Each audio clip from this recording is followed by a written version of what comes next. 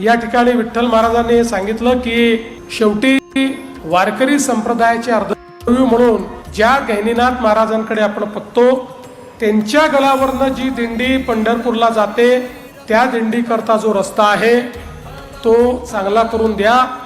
त्या संदर्भात आता सगळ्या व्यवस्था केल्या आहेत, त्याचा आपण एस्टिमेट तयार केला आहे। निश्चितपणे आपण तो रस्ता येत्या काळामध्ये हातामध्ये घेऊ।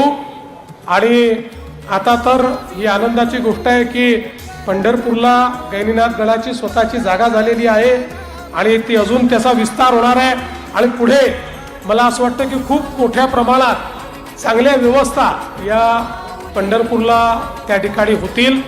पण मी आज एवढंच सांगतो, गडाचा विषय असेल किंवा पंढरपूरच्या रस्त्याचा विषय असेल, हे सगळे विषय हे निश्चितपणे मुख्यमंत्री म्हणून नाही तर या गडाचा एक भक्त म्हणून मी त्या ठिकाणी पूर्ण करण्याचा प्रयत्न करीन।